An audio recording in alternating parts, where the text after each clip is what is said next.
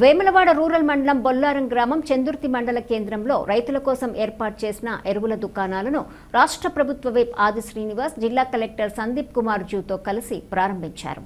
ఈ సందర్భంగా ప్రభుత్వ విప్ రైతుల ప్రయోజనాలకు కాంగ్రెస్ ప్రభుత్వం పెద్దపీట వేస్తోందని అన్నారు. ఎరువులను ఫ్యాక్స్, ఆగ్రోస్ కేంద్రాల ద్వారా పంపిణీ చేసినట్లే ఇప్పుడు మహిళా సంఘాల ఆధ్వర్యంలో కూడా ఐకేపీ సెంటర్ల వద్ద ఎరువుల దుకాణాలను ప్రారంభిస్తున్నామని తెలిపారు. ఆనాడు డాక్టర్ వైఎస్ రాజశేఖర్ రెడ్డి, ప్రధానమంత్రి డాక్టర్ మన్మోహన్ సింగ్ ఉన్న సమయంలో రైతు రుణమాఫీ అమలు చేయబడితే ఇప్పుడు సీఎం రేవంత్ రెడ్డి సారథ్యంలో కాంగ్రెస్ ప్రభుత్వం రైతులకు ఏకకాలంలో 2 లక్షలు రుణమాఫీ చేసింది.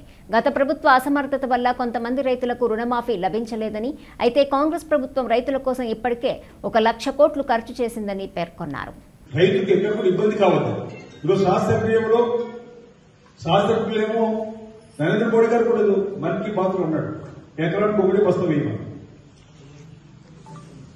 వాడని చెప్పే మాట. కానీ వాళ్ళ కింద నాయకులు ఏమో ఎదురులేదని చెప్పి వాళ్ళే కంటెంట్ చేస్తారు, మళ్ళీ వాళ్ళే విమర్శ చేసే ప్రయత్నం. అంటే దీన్ని మనం అందరూ కూడా ప్రజలకు రైతులు చెప్పే విధంగా నేను కూడా రైతులు విజ్ఞప్తి చేస్తున్నాను. ఎక్కడ అధికారులు కూడా కసరత్తు చేస్తా ఉన్నారు, అధికారులు కూడా ఎక్కడికెక్కడ ఎలాంటి ఇబ్బంది చేయకుండా జరుగుతూ ఉంది. అక్కడక్కడ రాజకీయంగా పొలిటికల్ ఇమేజ్ కొరకు, పొలిటికల్ దాని కొరకు రాగానే రైతులు ఉంటే రైతులతో ముంగడి చొక్కు నిలబడి నిజంగా రైతు మాట్లాడినట్టు అర్థం చేసుకుంటాం.